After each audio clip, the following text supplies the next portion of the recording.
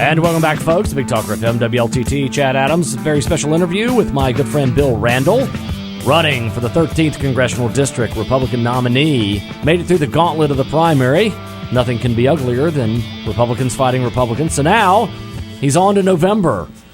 He's on November as he's laughing at me. Now, when last we spoke, we were talking about you going to New Orleans. The council there had entertained your ideas. You'd given them 20 points or so. The president came around and said, hey, we like your ideas. We want you to come back. And so you were invited to come back. And when you returned, what happened next? Yeah, I came back a month later. Again, the first appearance was November 17th of 2005. I came back on December the 15th. And when I came back, I was not on the docket. I was there in the morning, roughly about 9:30 or so. Coming from Pensacola, 200 miles. 200 miles one way. To the and then I'm asking, why am I not on the docket? Well, no one could give me an answer, and one by one, people were coming up to the podium speaking about various and sundry things and complaining and this, that, and the other. And when it comes around lunchtime, still no answer. And then I finally spot the president of the city council and get his attention. And I said, you invited me to come back here. I mean, I made arrangements where I was working and made sure I was here. I said I'd be here. And instead of, now you would think that if there was something legitimate, he would say, well, Mr. Randall, I don't know what you're talking about. Right. You must have misunderstood me. Or, yes, you should be on the docket. Let's see what's wrong with that. Or something that, is plausible. But when I told him that, he hung his head and he said, yeah, I know. What kind of answer is that? Right. Well, I'll backtrack a little bit to my meeting on the 17th of November. After my presentation, the city councilwoman that was over the lower Ninth Ward in New Orleans East, her name was Cynthia Willard Lewis, she said, Mr. Randall, I'd like for you to come up to my office. I want to talk to you in greater detail because I understand you have some ideas for the lower Ninth Ward. And so, after it was over, I went up there and talked to her. And, it was going great. She was all enthused, excited, and somehow the topic came up, what is your political party? And I'm not going to lie or whatever. I said, I'm a conservative Republican. Well, it was almost like you could imagine she was like hit with a hammer. Mm-hmm. And she wasn't, nasty or, anything like that, but the tone of the conversation changed immediately. We wound down, and I was out of her office in less than 10 minutes from that moment.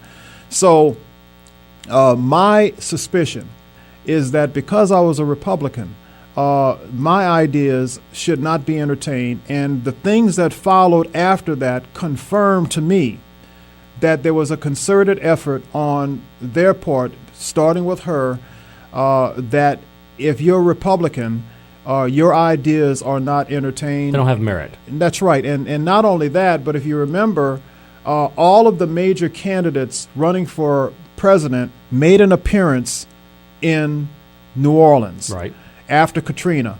And so they wanted to have as Exhibit A the condition of the lower Ninth Ward, and all you've heard was, Republicans and Bush don't care about poor Ray black Nagin, people. The governor there, who That's had right. the marble desk in her office while the lower Ninth Ward was underwater. Right, but it was a concerted effort. I believe they wanted the lower Ninth Ward to be there as an object of Exhibit A of the desolation and the lack of concern that Republicans and rich white people don't have for poor black people. And it's the farthest thing from the truth, because as the months that ensued, I tried many times, and I've got all the documentation to support it, where I tried to bring ideas, and they were shunned, they were thwarted. They did not want anything to help rebuild and revitalize that blighted part of the city.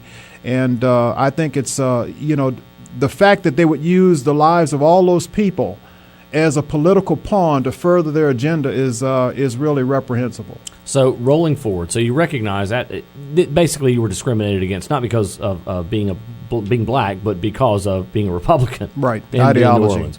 So you recognize that. What happened next? Once you realized that day you weren't going to get on the docket, and right? You put all the pieces together. What happened then? Well, I also continued to, the city council changed the procedure to where if you had ideas or anything you wanted to approach about something like that, they deferred it to neighborhood community meetings. And so you had to come and participate in the neighborhood meetings to get ideas heard. Okay. But I made an effort, and I found out about that because it wasn't widely publicized, but I made an effort to be there. I even brought the presentation that they did not even give me an opportunity to go through. Into one of the neighborhood meetings. That's right. And so, and the residents, when they saw it, they were absolutely thrilled, and they said, "This is great, fantastic, and I hope and pray that this gets through," and this, that, and the other. Fell on deaf ears. And then, so the months ensued.